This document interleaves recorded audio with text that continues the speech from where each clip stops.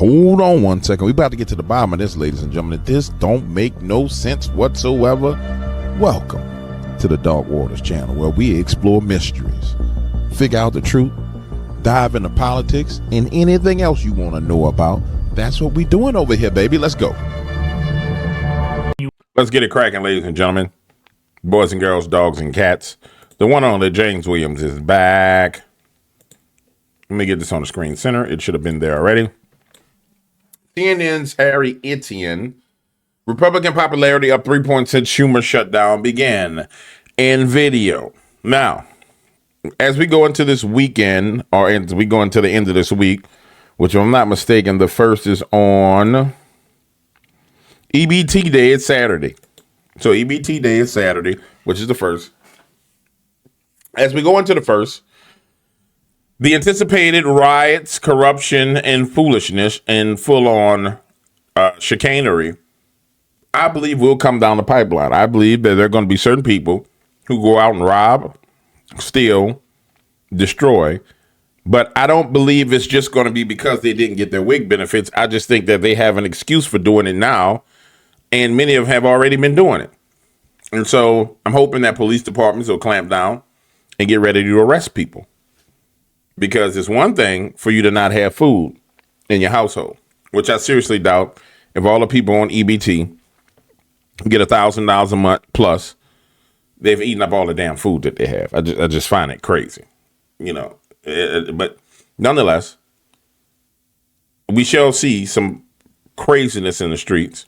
And I just anticipate, ladies and gentlemen, Donald Trump coming out and saying, hey, we're going to pay for these benefits from tariffs. But we need to see some action, in the street in order for, quite frankly, for him to come out and save the situation and shake the people loose from the Democrat Party. But let's take a look at the polling. The analyst Harry Etienne. Harry, we saw the troops. We talked about air traffic controllers. Not clear their pain while on the shutdown. One thing that might end a shutdown is political pain if parties start to feel that it's hurting them. So let's talk about that, starting with Republicans. How has the shutdown seemed to have affected their political standing? Yeah, you might think, given that the Republicans are in charge of both the House and the Senate, that a government shutdown might actually hurt the Republican brand. But in fact, it hasn't. If anything, it's been helped a little bit. Take a look here, the shift in net popularity versus pre-shutdown. When we're looking at the Republican Party overall, that brand actually up 2 points. That's within the margin of error, but clearly it hasn't dropped. Come over to this side of the screen. Look at the net approval ratings for Republicans in Congress.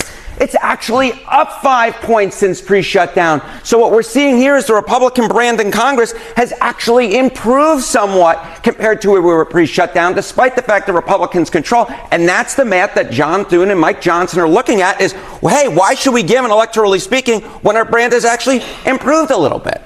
Now, we say their position is getting better. With whom? Yeah, okay, with whom? So I think it's two groups that it's so important to keep an eye on. All right, change in the Republican Congress's net approval rating versus pre-shutdown. It's rallying the base for sure. Look at this, the net approval rating up 12 points versus pre-shutdown. But it's not just with the base. It's also with the middle of the electorate. Look at this, among independents. It's up 8 points as well. So we've got a situation here where Republicans with the shutdown are actually rallying their base, but it's also something that's not hurting them with the folks in the middle. If anything, it's helping them with folks in the middle. And this is the type of math that if you're Republicans, you like to see, right? Because something could rally the base but alienate those in the middle, or something could rally those in the middle but alienate the base. But the truth is, we're not seeing that. What we're seeing is the Republican brand has actually gotten better among independents, and it's also gotten better among Republicans as well, that Republican brand when it comes to those in Congress. So again, what's the electoral reason that Republicans would give in at this point? And Democrats, of course, they have their eyes on the midterm elections. Yeah, we have elections 1 week from today, but what Democrats in Congress are mostly focused on are 1 year and 1 week from today from the midterm. So how are they positioned right now? Yeah, so I mean, look, the generic congressional ballot, which traditionally Democrats have done really well on, and if you look at this point back when Trump was president the first time around, Democrats are up 11 points. Look at where it is now. Democrats are ahead, but they're actually only up 3 points. This is, in fact, the worst position Democrats have been on in a generic ballot at this point in midterm when there was a Republican president in the last 20 years. And this is no different from pre-shutdown. So Republicans aren't losing on this metric either. They become more popular, and they're actually in a pretty good position for them historically when it comes to the generic congressional ballot. This is a concerning number for Democrats, are you saying, Congress? This is a concerning number for Democrats because it's considerably worse than they traditionally do in midterm elections when there's a Republican president. Harry Etienne.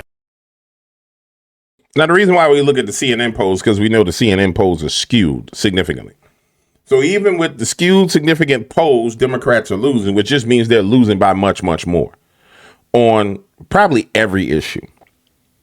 So imagine for a moment, we get to a situation where the EBT is cut off, and then the Trump administration comes out and says, nah, we're going to take care of the EBT needs with either investor funds or we're going to supplement it with tariff revenue. And then the Democratic Party has to come out and say, well, no, he shouldn't pay it with tariff revenue. He should open the government. And then he goes to do it, and then they have to sue him, and judges have to block him from doing it. And then, so now the news is a judge blocks Trump's tariff money being used for EBT to feed families. Do you see where this is headed? I don't even understand how the consultants on the Democratic Party even come up with this foolishness.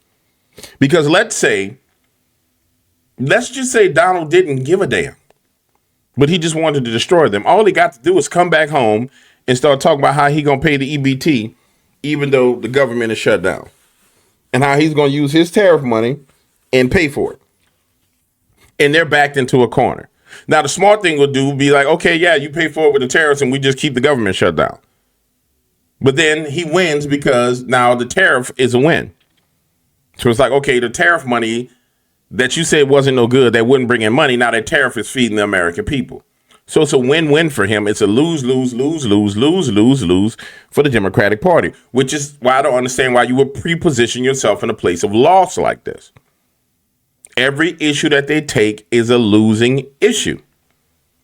Women and men's sports, women and men's bathrooms, transitioning children, cutting off benefits for the EBT class of people.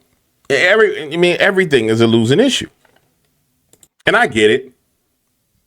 I get it from a spiritual perspective, from a higher level perspective, that they made themselves enemies to God and that he holds them in derision and that he laughs at them. And I think God is truly laughing at these people, man. I mean, really think about it. You saw the rally with Zohran Mamdani and AOC and Bernie Sanders. Did you see AOC just spazzing out with her eyes all buck wide with them crazy eyeballs? I mean, it was hilarious. And then you see the polls where it says, 25% of the people in New York are going to flee if Zohran Mamdani wins. That's 25% of the people. Now, I don't know how many of those people are business owners, but if 25% of the people are going to flee, how much of the business is going to flee? Then we already knew that the stock exchange has been relocated to Texas, specifically Dallas, prior to this race. So it's not like New York is truly the financial center of America anymore. It's kind of the symbolic financial symbol as to where the bull and the girl is, which is that in itself is an altar to Moloch, but we're not even going to get into that. But then you have Tim Walz come out and start running his mouth. People are going to be lined up out there to get food, and we're talking about a damn ballroom. Don't lose the plot.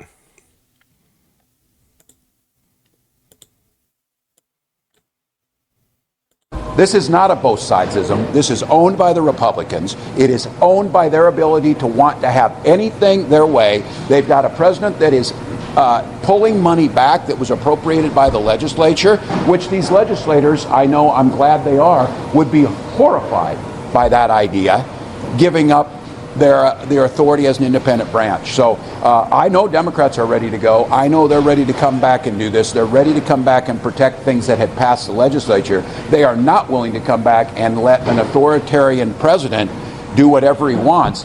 The people are going to be lined up out here to get food, and we're talking about a damn ballroom. Don't lose the plot. Don't lose the plot of what's going on here. This is Quite frankly, Tim Walz, if you didn't spend all your damn money on illegal aliens, you would have a surplus of money in your state to take care of your citizens. And think about it, guys, just for a moment. The trap that they are in. These are the same people that everybody knows spent billions of dollars on illegal aliens, gave WIC and food stamps to illegal aliens, gave Section 8 housing to illegal aliens. And now when the rubber meets the road, they can't help feed their own constituents on a state level. The states don't have any money to take care of their own constituents. Why? Because your punk behind gave it all to illegal aliens. And quite frankly, this is going to sound rude and it's going to sound mean, but quite frankly, it's those constituents' faults who don't pay attention and vote for Tim Walz. Oh, I'm going to vote for Tim Walz. I'm going to impress Democrat. Blue, click. Vote blue, click. Vote blue, click. No civic engagement, no common sense, no reading anything, no watching anything, no intelligence whatsoever. My mama was a Democrat. I'm voting blue. Click. Wait, where all these Muslims come from? What you mean I can't eat pork? What you mean? What you talking about? I gotta close down my store. And the Muslims like, praise be Allah, the most beneficent. We will behead you. We will take your daughters. We will take your sons. And Tim Walz is like, yay, take their daughters, take their sons, yay, and take these food stamps for all your wives, and take this Section 8 housing for your 4 wives and your 20 kids, and you don't have to work, and take the WIC, and take free Medicare. And then here's his constituents, well, man, we're not going to be able to eat. We're not going to be able to eat, man. Donald Trump the one of the reason why you can't eat. And they continue to curse themselves because no matter what they say, guess who took advantage of the poor and needy? Guess who is the reason why these people are poor and needy and are not being taken care of? And I want to be clear with you, every person that's on Section 8 or EBT or WIC is not poor and needy. Some people are lazy, but there are people who are poor and needy. And guess who's taking advantage of the poor and needy? It is the Democrat Party. They have come out to say this is their only leverage point and they must use their leverage. And so they're using it. And it's going to backfire like everything else. In fact, I want you to name one thing in the comments that has not backfired on the Democratic Party. You can't name them. You know why? Because everything has backfired. Everything. Every damn thing has backfired on them. All the way down to opening the borders. Go back before they opened the borders. Go to when they had everybody getting jabbed up with stuff. Psst, psst, psst, psst. That was the start of the Great Awakening.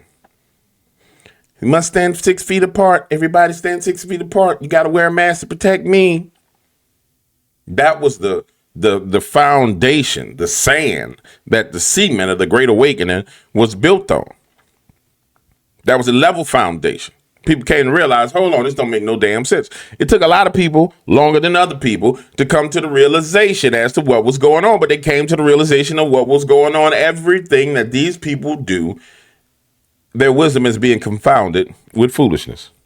And I mean, that's what's happening. That's what all the memes is. It's foolishness that's confounding them. That's what you saw with Hakeem Jeffries getting mad over the sombrero hat. That was foolishness, Hakeem. And your wisdom was confounded with people being foolish and making fun of you. These people are going down. It's just a matter of we going to be able to withstand the near heart attack, near aneurysm, stroke events that you see playing out in front of you. That's the real question. Can we, the people, withstand it? Walmart is saying that they're going to close their stores early to in-person shopping on November 1st. If I own Walmart and I had one in the hood, I would close mine too. You wouldn't just be able to come into the store because Wally World is wild. But I would go a little bit further than that with Wally World. Wally World would make sure I would have my gates down on Wally World. You wouldn't be able to come into Wally World. There is a reason why they call it Wally World, Wally World, Wally World. That's why we call it that in New Orleans. Because it's a whole nother, it's like going to Willy Wonka's chocolate factory at times. It's weird inside of Walmart. Sometimes the people are weird. Breaking news, Walmart has made a major decision ahead of the expected SNAP benefit chaos. Starting November 1st, all Walmart stores will close their doors to in-person shoppers. Only employees will be allowed inside, while customers will have to shop online or use curbside pickup. The company's message to shoppers is clear. Do your shopping before November 1st because you won't be coming in here with that mess. According to internal discussions circulating online, Walmart wants to avoid possible disorder when food assistance benefits run out. Management reportedly stated they have no time for that. Breaking news. They got me on that. They got me on that with the AI reporter voice. You got me on that one. Said, we ain't got no time for that. Oh, my goodness. They got me on that one. That was hilarious. That was absolutely hilarious. Rep. Amelia Sykes said, quote, "We know that people are going to suffer if we don't open the government. People will go hungry." Well, she knows it. She's causing that hunger, but let's put a point on this.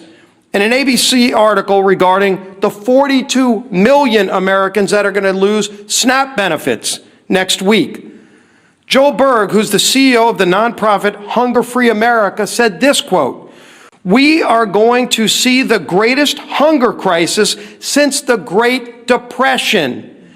And that's not hyperbole, that's just true. The greatest hunger crisis since the Great Depression, when 42 million people lose their SNAP benefits this weekend. What are these Democrats waiting for? This is not a game. This is not leverage. They're taking food off the table for families, for babies. It's disgusting. It's time to end the madness.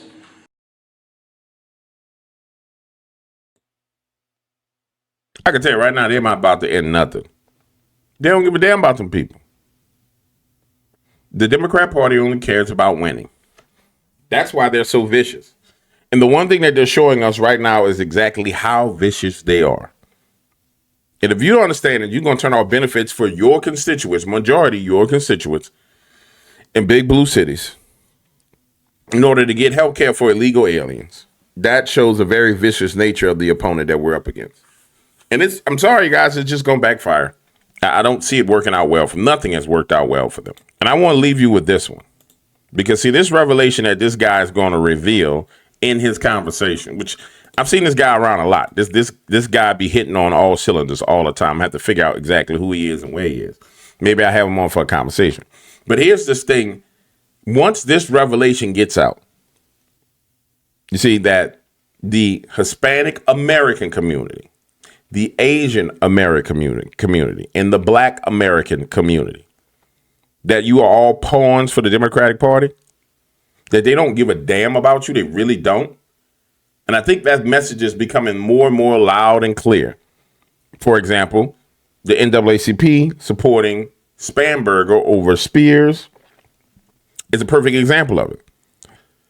NAACP is supposed to be National Coalition for the Advancement of Color People.